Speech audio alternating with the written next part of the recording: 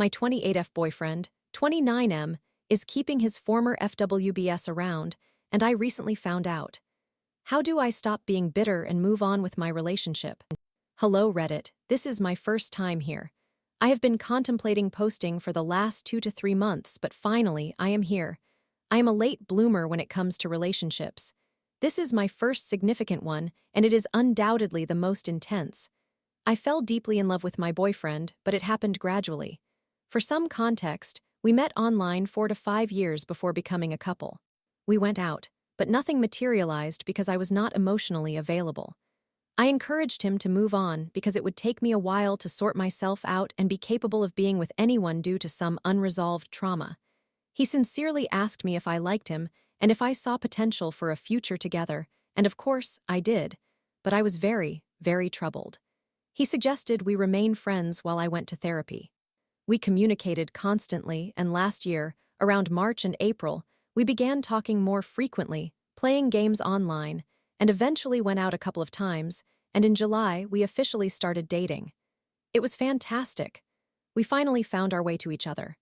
I say, finally, because I had been trying since December or January of the previous year to connect with him, but he was frequently traveling from one location to another. Initially, he was away for a week in January, then another week in March. This detail will become relevant later. Event number 1. We officially began our relationship in July, and by November, I was meeting all of his friends. This was exciting for me because he has more connections than I do, and I definitely needed to get out of the house more. I was thrilled to make new friends and become more involved in his life. We decided to go to a dance festival with his main group of friends, and he informed me that another family friend of his, a 34-year-old woman whom I will refer to as A, would be joining us. When approached us on the dance floor, my boyfriend went straight to her. He introduced me, but they soon formed their own bubble within the group. They laughed, talked, and danced, while his other friends danced as couples. There were 3 couples, and I felt left out and completely ignored by my boyfriend. I tried to catch his gaze, but he only had eyes for a. So I walked over and positioned myself between them and began dancing with my boyfriend, because that was why he came there. If he did not notice me wanting attention, then I would have to ask for it. After that moment, they never returned to their own bubble, and the evening continued relatively well. It was enjoyable, and I felt quite paranoid and foolish. Nevertheless, I made a mental note about a red flag, if you will. Event number 2. Still in November, one evening, we decided to visit the Christmas market together for the first time as a couple. We had been many times prior as friends. It felt like a reward for cooking and doing chores all day, as we both have busy jobs and need to schedule chores for certain days or weekends. Just as my boyfriend finished preparing his delicious carbonara, he received a message, looked at me and asked, "Do you mind if B comes over? She is nearby and wants to visit." B is another girl from his main group of friends whom I had not yet met, so I agreed and invited her to join us for dinner. However, my boyfriend shook his head and explained that he had already asked her, and she only needed to vent about work. Long story short, I met B, and while we ate, she vented away as my boyfriend retreated to a corner and started scrolling through Instagram on his phone while B and I bonded. She began sharing stories about how they met and how long they had been friends, while my boyfriend showed no engagement in the conversation whatsoever. He even got up to take a shower and disappeared. B's demeanor changed a bit as she started telling me all the things she and my boyfriend had done together.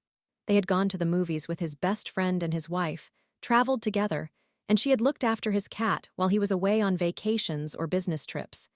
This is when I joked that she must have felt quite cold staying in his apartment because it is notoriously cold all the time.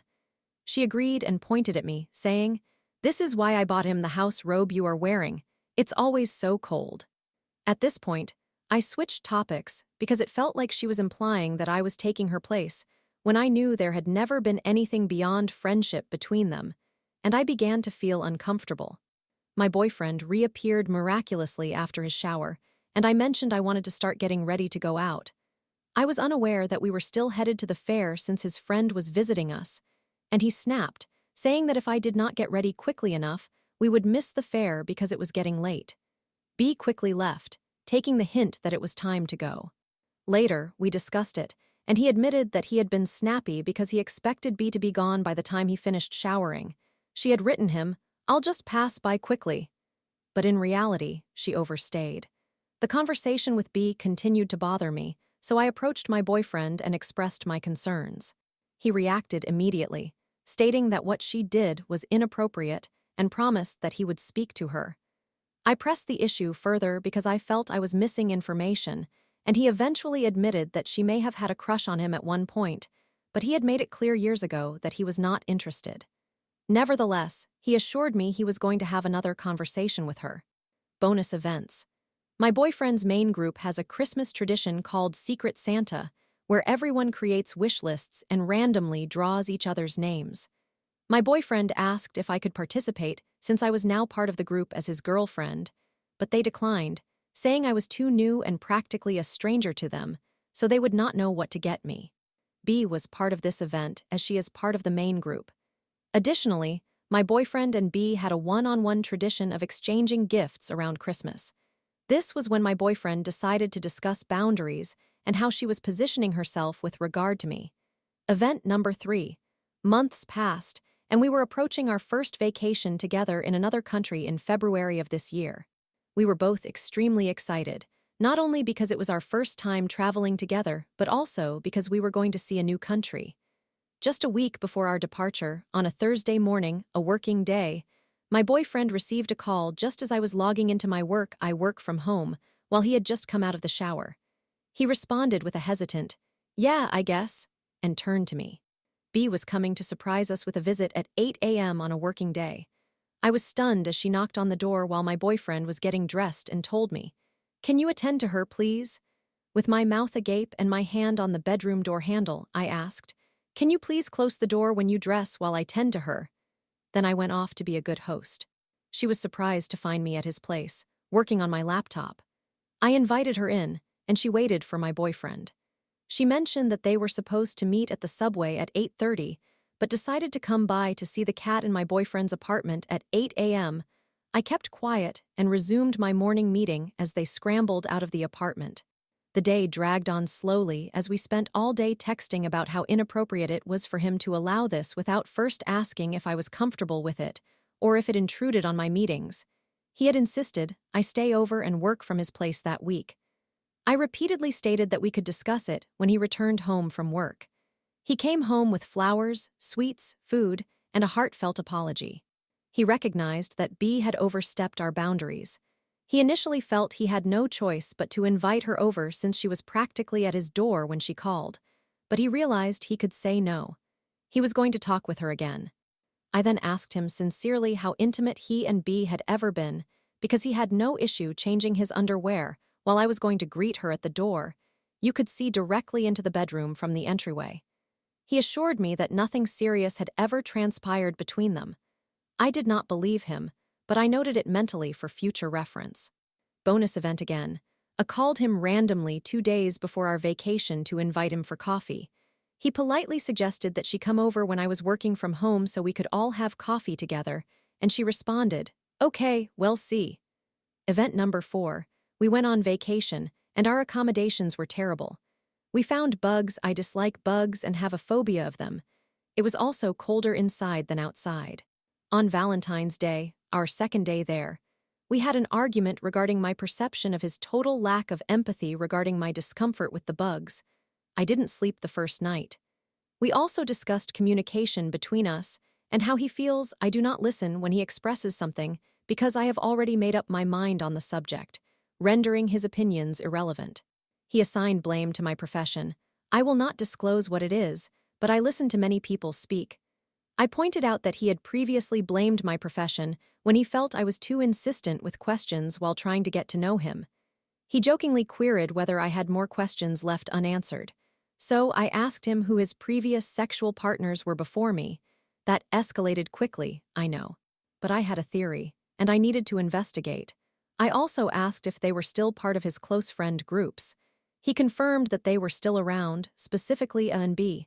At that point, my vacation mentally ended, and I began questioning where this relationship was heading. Should I end it or not? I felt betrayed because he had lied to me about B. When I had asked him a week earlier about their intimacy, he assured me that there had never been anything between them. He defended himself by stating there was nothing serious or resembling a relationship, but they had had sex once years ago and never again. He invited her over knowing she was attracted to him and that he hadn't had sex in a long time. It happened, and afterward, he had to explain to her 2 or 3 times that he did not want a relationship with her, that it had only happened that one time, and it was merely sex. Over the years, they maintained a good friendship and shared many mutual friends. A's situation was different. A was a friend of his godmother's and was older than him by 5 or 6 years. They shared a hotel room in December 2024 after New Year's Eve and began crossing boundaries, but nothing happened. Then, in January 2024, they had sex while both visiting his godmother in another country. Upon returning home, they decided to continue their friends with benefits arrangement. At some point, she informed him that she was involved in a situationship that might evolve, and they could no longer continue their arrangement. However, they had already planned a trip to Bali in March 2024, which they undertook as friends, and nothing occurred between them in Bali or afterward. Or so he claimed. We started communicating more in March 2024. I am deeply hurt by his deception. He concealed this information from me, and his friends knew about his connections with A and B when we attended that dance event where I first met A. He never gave me the option of whether I wanted to meet either of them. We had numerous arguments about this because I believe it is evident from A's and especially B's actions that he has unresolved issues with both of them. I feel disrespected and humiliated, not to mention jealous and uncomfortable. I wanted to be the understanding girlfriend who could be friends with former flames and previous friends with benefits, but I cannot, as I have emotional needs too. To be honest, I find his friendships with both A and B quite strange. I simply cannot view it as friendship. Now, a month later, I have finally concluded that I want them as far away from my relationship as possible. He has been very condescending about it, asking, "What do you want me to do? Just cut them out of my life." And yes, that is precisely what I instructed him to do. I want him to address his unresolved issues with both of them. He has yet to speak with B after she intruded into our space, or he allowed her to intrude, and A still invites him for coffee. What on earth is happening? He assured me that he does not want to keep his options open or cheat, but he believes that what happened with both A and B belongs in the past, and that we can all be friends together. He even hoped that one day the 3 of us could enjoy coffee together. I jokingly suggested a threesome since we were already addressing the topic. In simple terms, I told him he must choose, me or them. He agreed to communicate less frequently with both of them and to find the right words and timing. Of course, I saw messages on his phone from both of them because he continues to communicate with them. When I confronted him, he denied it until I challenged him to prove it by showing me their conversations. Once again, he lied to my face, claiming he had not spoken to B since February. In reality, he showed me that they had been in contact almost every day. He even had her on his Netflix, Disney, and HBO subscriptions. I see her name every time we start a new episode of something. He said that I am pushing him to do things my way immediately, when he needs time because he has never cut anyone out of his life in this manner. So I told him that is fine. He can wait 1 to 3 months until he no longer has a relationship. That seemed to impact him. He said he only now understood how urgently I wanted this resolved. He would address it IF. I stopped discussing either of them and ceased making petty comments. A deal had been struck. He messaged B and informed her that they needed to meet face to face, and they would do so when she returned from her extended vacation abroad. He assured me this would be the talk. With A, the situation was simpler.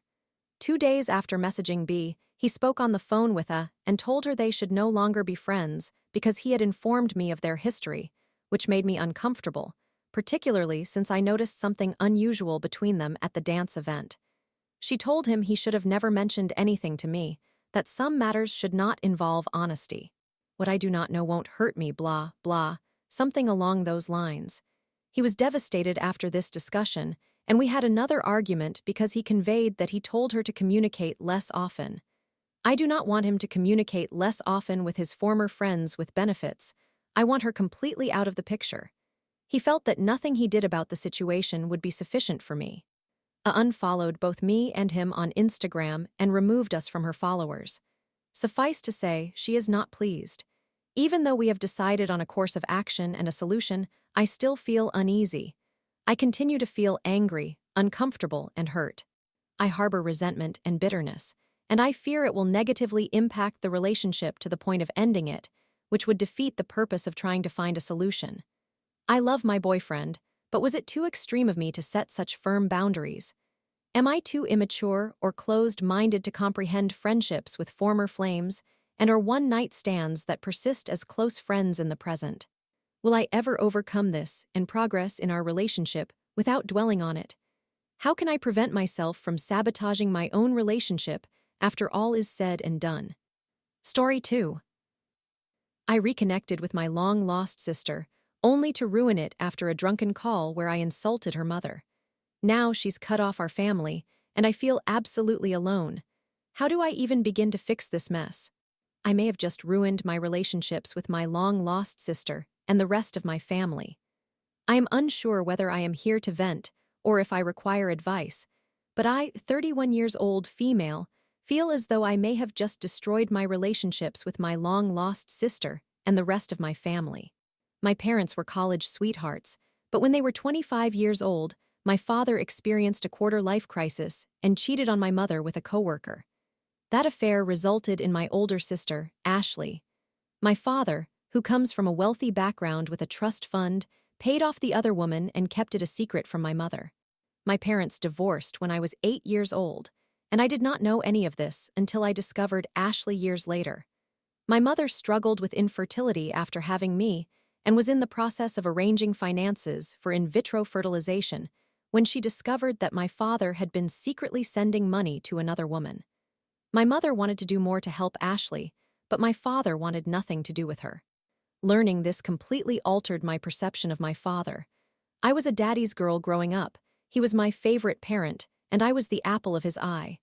Discovering that he was not the man I believed him to be was devastating. Years later, in an unexpected turn of events, Ashley's husband, John, ended up working at my father's law firm. Neither of them knew about the connection until they encountered each other at a company fundraiser. They initially maintained their distance, but after my father experienced a health scare, he reached out to Ashley, wanting to make amends. That is when my parents finally informed me about her. Ashley was very distant at first, and I do not blame her. Over the past few years, we have been working on building a relationship not as sisters, but as friends. Ashley and my father are cordial at best, but she does allow him to be a grandfather to her children. The surprising part, Ashley has grown incredibly close to my mother. Her children refer to my mother as grandma, and they meet up at least once a week. Ashley's own mother is no longer in her life. I do not know all the details, but from what I understand, Ashley had a difficult childhood because her mother consistently prioritized men over her. My mother, being the amazing person she is, stepped in and filled that role. I recently began working at my father's law firm as an accountant. It has not been easy making friends since I am the boss's daughter. The only person who has genuinely been kind to me is John, Ashley's husband. He has been inviting me to lunches and after-work drinks with a group of coworkers. It was never just the two of us. There were always others present. Recently, I discovered that there were lunches and gatherings to which I was not invited. When I asked John about it, he explained that word had gotten back to Ashley that he was spending time with a younger woman at work. No one at the office knows about our family connection. Ashley confronted him, and after he explained the situation, she admitted it made her uncomfortable. John apologized to me but stated that he needed to prioritize his family. I did not handle this situation well. The last few months have been incredibly challenging for me. I broke up with my long-term boyfriend, and since he worked at my previous job, he made my life miserable until I ultimately had to resign. I did not want to work for my father, but at the time, it was the only job offer I had. I finally felt as though I was finding my place in the office, only to realize that at least one, maybe more coworkers thought I was some sort of homewrecker. That night, I became extremely intoxicated. In my inebriated state, I called Ashley. I do not recall everything I said, but I do remember telling her I was not a homewrecker like her mother. Yes, I messed up. The following morning, my father called me. Ashley had cut him off completely again. She wanted absolutely nothing to do with him. When I informed my father about what had occurred, his response was that Ashley and John were correct to distance themselves from me, even if what they believed was not true. He stated it was about optics. That was the last straw for me. I lost it on him. He had the audacity to mention optics when he was the one who had a literal affair. I then called my mother, only to learn that Ashley had cut her off as well. My mother is devastated, and I feel like I have no one in my corner. I realize that I need to apologize to Ashley. I know I crossed a line. However, at this moment, I just feel entirely alone. Where do I even go from here? Summary. My father had an affair that resulted in my older sister, Ashley, whom I only discovered years later. Over time, we formed a friendship, and she became very close to my mother. I recently started working at my father's law firm, where Ashley's husband, John, also works. John was kind to me at work, but when rumors circulated that he was spending time with a younger woman, Ashley became uncomfortable, and John distanced himself. Feeling isolated and frustrated, I became intoxicated and called Ashley, making a terrible comment about her mother being a homewrecker. Now, Ashley has cut off my father and mother, and I feel as though I have destroyed everything. I know I need to apologize, but I feel completely alone and do not know how to resolve this.